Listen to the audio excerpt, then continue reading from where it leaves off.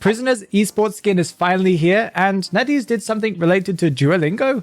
Let's begin. Welcome back to another episode, guys. Let's talk about what we're getting this week. This week, we're getting the very cool Prisoner's Esports package that includes the 8-tier skin for Prisoner called OPH.Luca that seems to have some interesting binary codes circling around him, around like an atom thing. I don't really know what you were going to call it. And a very nice little touch that I liked was that the thing that he uses to connect multiple Cypher machines is actually a gaming console. It looks kind of like a Switch or something like that. You get the point. The package also contains an S-tier accessory called Infinity, of course, again for Prisoner. It has some very cool effects, including trails that are left behind him whenever he's running and stuff like that. Nice blue glowing effects. It also adds a vaulting effect whenever he vaults a window or a pallet, where it leaves an after image of himself and also does a little special effect. Of course, it does the usual thing of changing the connection lines color and adding random code above it. Adds a ghost of himself just above the cipher whenever he's decoding a connected cipher machine, and also changes the area of the kind of electric field around the cipher machine. And a very cool little touch is whenever he uses his electric shock, it leaves an after image when shocking. And of course, the accessory, similar to the one for the previous esports one for Antiquarian, has a cool spawn in effect whenever you start the match. The expected price for this should be 3,276 echoes, but there should be, I can imagine, a discount of 20% like there was for the previous one, bringing the price down to 2,617, probably only for the first week though. As far as I know, that's all we're getting this week, so let's go into talking about what we're getting from the future. NetEase announced an upcoming event that's coming on March 6th, that is the Sprouting Nocturne event, that is basically just this year's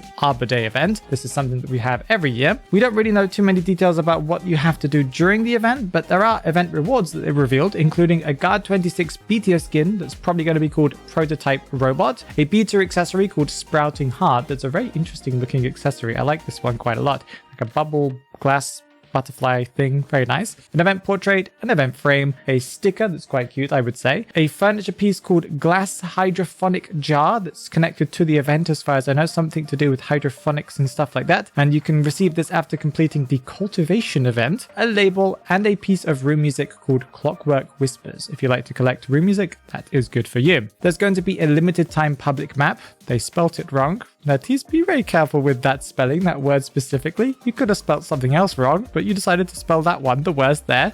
There's going to be another Moonlit River Park alternative, so they really do seem to be reusing the one that they've already made, where you'll be able to help Bonbon cultivate hydroponic plants, and the reward will be a room music piece called Wandering Through the Woods. Again, translation might have a different name in English. This event will also bring a ton of returning content from previous Arbor Days that should be in the Spyglass store, I expect. I'm not completely sure about this, but that's what I expect, including B-tier skins for Perfumer, Gravekeeper, Seer, Gardener, and also Axeboy related to the event. The Botanical Perfume accessory that's for all survivors. I think last time we were able to select one color. Maybe that means that we can select a different color this time. It means you can have multiple of the same accessory, but in different colors and different shades. Could be quite cool. I don't really know, but I can imagine that's what's going to be happening. 3 pieces of room music from previous events, the Magnolia Tree, and also the Spirit Tree light furniture piece. We'll talk about the event more when we get closer to the event itself. Another thing that we had revealed is we had Archer's story video revealed. I have details about what her story is if you're curious. I kind of have a summary here. Brynhilder, I forgot how you pronounce her name. I took care to look it up last week and I can't remember. Brynhilder was born into the fearsome Viluf Viking clan, daughter of the renowned captain Lagertha. Don't know how you pronounce any of these names. Brynhilder admired her mother and aspired to become a captain herself. Lagertha did not want her daughter involved in the clan's perilous conflicts. Determined to prove her worth, Brynhilde trained tirelessly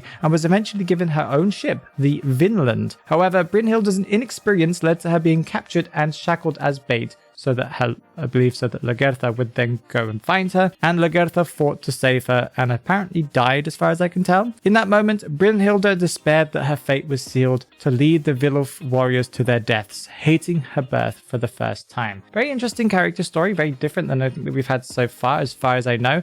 No connection to the manor. I didn't see any letter in the video, but anyway, very interesting character, still waiting for her abilities. We also know that Archer should be added to the test server on February 28th, so very, very soon, and also to the game itself on March 13th, meaning that maybe even the day of the release of this video, we might have already had the reveals of her abilities. We can expect the reveal of her abilities this week. Sadly, as of the time of recording this video, they have not released anything, so I cannot talk about it, so we'll talk about that next week. A fun little thing that happened on X/Twitter, Identity5's official X channel posted a really weird tweet that currently reads, "Stop decoding, I'm going in." and it shows a picture of Duo, the Duolingo kind of bird owl thing, on a rocket chair being saved by Gardner. Then there's a link to bringback.duolingo.com. There's a lot of stuff going on right now with Duolingo's marketing team. I do not follow it in the slightest, so I'm not really sure exactly what's going on, but I believe a lot of different companies are kind of promoting this thing going on.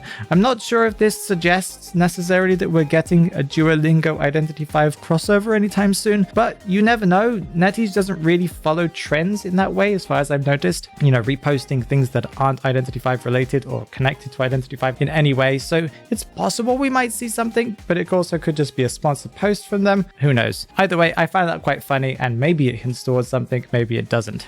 If you haven't already watched the video that's on the screen right there, you should definitely check that one out because YouTube thinks that you will like it.